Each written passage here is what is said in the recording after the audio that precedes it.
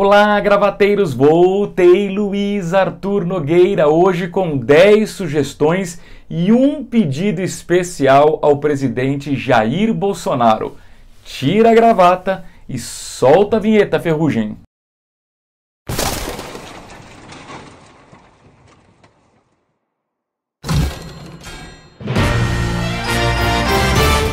É isso aí, gravateiras e gravateiros, estamos de volta com o canal crescendo, graças a cada um de vocês que continuam se inscrevendo no canal, tocando no sininho. Por que é importante tocar no sininho? Porque avisa toda vez que tem um vídeo novo. E quando tem um vídeo novo? Toda terça e toda quinta às 18 horas, agora pelo horário de verão, né? Portanto, pelo horário de Brasília. Compartilhem, dê um joinha para que a gente atinja cada vez mais pessoas com informações importantes sobre economia, negócios, empreendedorismo e educação financeira aqui no A Economia Sem Gravata. Pessoal, hoje o tema é o governo Jair Bolsonaro. Eu vou aqui apresentar 10 sugestões e fazer um pedido especial ao presidente eleito Bolsonaro. Não quero aqui parecer pretensioso, quem sou eu para formular uma agenda? Na verdade, essa agenda é formada a partir de um consenso de pessoas com as quais eu tenho o privilégio de conversar todos os dias na minha atividade como jornalista e economista. Eu converso com economistas, empresários, acadêmicos, pessoas nas ruas, governantes, enfim, e formo uma agenda que me parece ser a melhor para o Brasil. E aqui eu vou rapidamente colocar quais são esses 10 pontos e no final fazer um pedido especial para o presidente eleito Bolsonaro. Vamos lá então, primeiro ponto, reforma política. Dado que, na minha avaliação, o problema no Brasil é muito mais político do que econômico, o que explica a nossa crise econômica, na verdade, é uma barafunda política, uma série de denúncias, uma série de problemas envolvendo o mundo político, nada melhor do que fazer uma reforma política que diminua o número de partidos, reduz o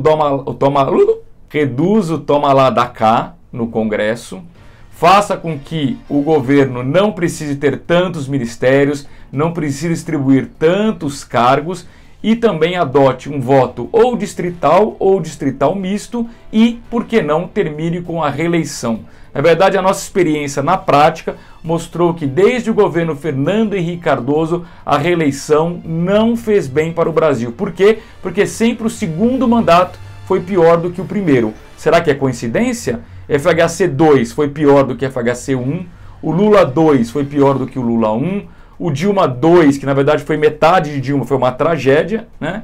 E, portanto, talvez não seja bom a gente ter eventualmente um Bolsonaro 2. Aliás, compromisso de campanha de Bolsonaro é exatamente acabar com a reeleição e, eventualmente, ampliar o mandato para 5 anos. Tema número 2, reforma tributária. Não estou falando aqui, não tenha ilusão de que nós vamos reduzir a carga tributária. Na verdade, o que eu estou falando aqui é uma simplificação tributária.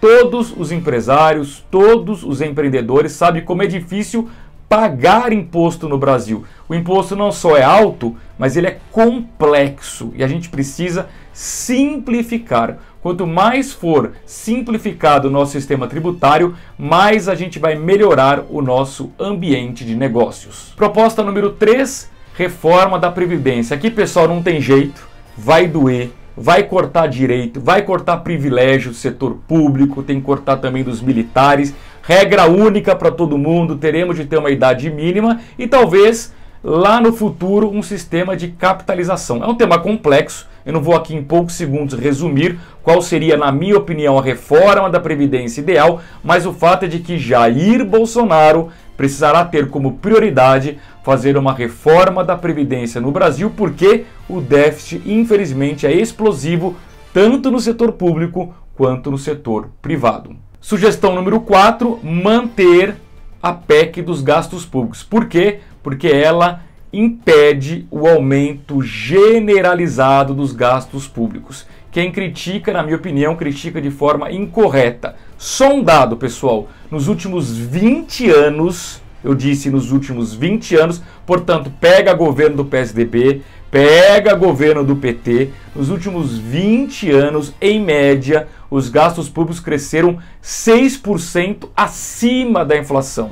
Crescimento 6% em termos reais. Ou seja, o problema do Brasil não é de arrecadação. O problema do Brasil é de que a máquina pública gasta muito e gasta mal. Portanto, a PEC dos gastos, ao congelar o orçamento em termos reais, ela ajuda a fazer com que essa gastança acabe ao longo dos próximos 10 ou 20 anos. Sugestão número 5 é o enxugamento do Estado, através principalmente de privatizações, de corte de gastos, e aí o Bolsonaro tem sinalizado, na minha opinião, de forma importante, embora simbólica, que é a redução pela metade do número de ministérios. É isso aí, eu defendo de fato um Estado mais enxuto e um Estado mais eficiente. E, portanto, teremos de privatizar muitas estatais. Por exemplo, Correios só dá um prejuízo, Infraero só dá prejuízo. Para que o Estado precisa ter uma estatal cuidando de aeroportos se o setor privado sabe fazer isso muito melhor?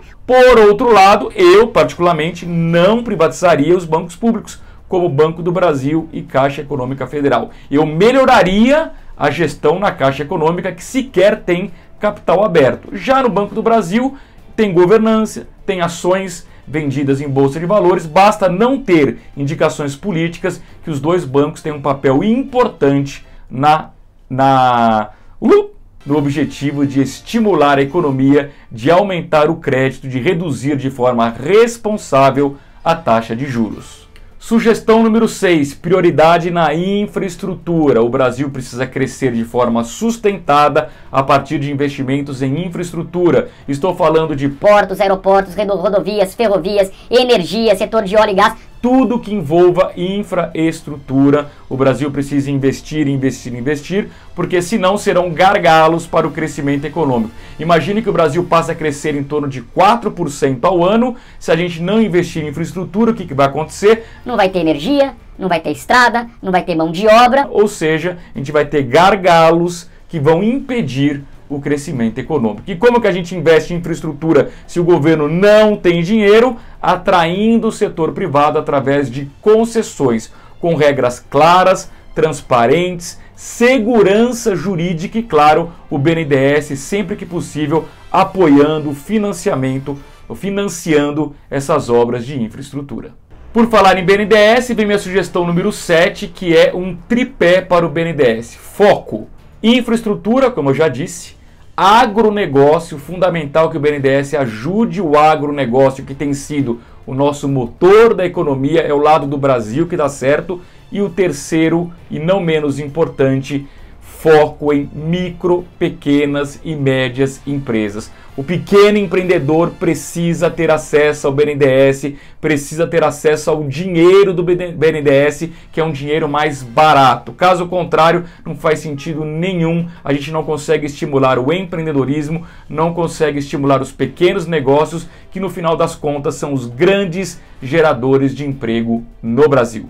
Oitava sugestão para o presidente Jair Bolsonaro: independência operacional do Banco Central, de preferência com mandatos não coincidentes com o do presidente da República. Por exemplo, o mandato do presidente da República vai terminar agora em 2022, a gente teria o término desse mandato do presidente do Banco Central em 2020, ou seja, no meio do mandato o presidente da República pode trocar o presidente do Banco Central, exatamente como acontece nos Estados Unidos. Esse presidente independente do Banco Central teria como missão cumprir a meta de inflação que é estabelecida pelo Conselho Monetário Nacional. Conselho este que é composto pelo próprio presidente do Banco Central, pelo ministro da Fazenda e pelo ministro do Planejamento.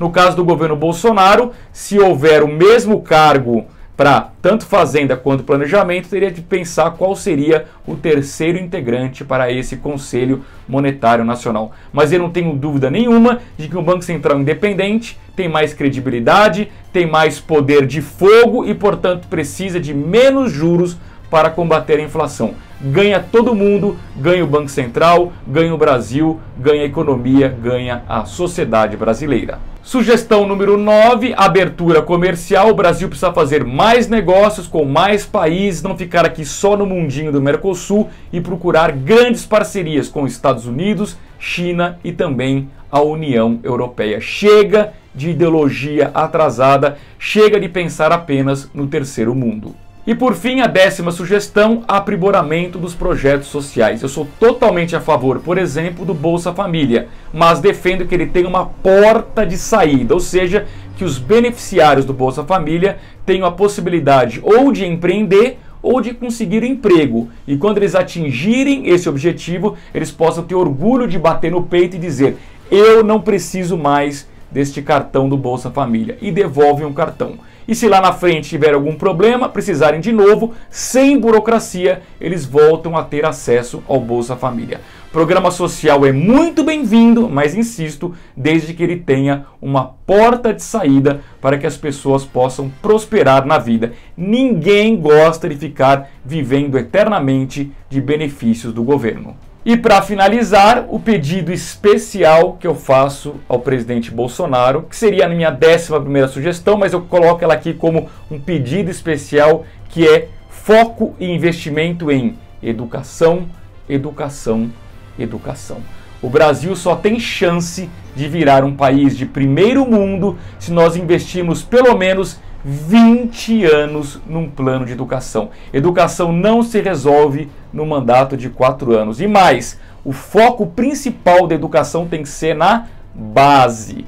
Se a gente investir hoje numa criança com 2 anos que está numa creche, daqui 20 anos, quando ela entrar no mercado de trabalho, nós teremos ganho esse jogo, nós teremos vencido esse jogo da educação. Caso contrário, a gente vai ficar correndo atrás do rabo, nunca teremos mão de obra qualificada, nunca conseguiremos competir com o primeiro mundo. Basta ver o exemplo da Coreia do Sul, que investiu durante 2, 3 décadas em educação e hoje é uma potência econômica. Presidente Bolsonaro, eu faço um apelo: apresente um plano de longo prazo, é um plano de Estado, não é um plano de governo, para que nós tenhamos um investimento ao longo de pelo menos 20 anos na educação, começando pela base.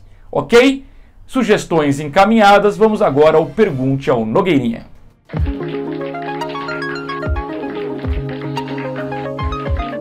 O Pergunte ao Nogueirinha de hoje vem do nosso gravateiro Natan Visioli. Muito bem, o Natan pergunta: Nogueirinha, é verdade que você pensa em cursar economia quando mais velho? Vai ser um economista, Nogueirinha? O papai aqui fica feliz com o Nogueirinha. Mas vale lembrar que o Nogueirinha, quando era mais novo, tinha uns 4, 5 anos, ele falava que queria ser bombeiro, queria ser policial, queria ser engenheiro como o vovô Nogueira, né? E agora está dizendo que é economista. Muito bem, vamos ver. Muito novo ainda, tem só 10 anos, não é, Natan? Mas eu agradeço a sua pergunta. Faça como o nosso gravateiro Natan, pergunte ao Nogueirinha aqui nos comentários, ele sempre responde sim ou responde não. E continue se inscrevendo no canal, tocando no sininho, compartilhando, dando um joinha para que a gente possa crescer a nossa comunidade de gravateiros e gravateiras. Combinado, pessoal? Um grande abraço, um grande beijo e tchau!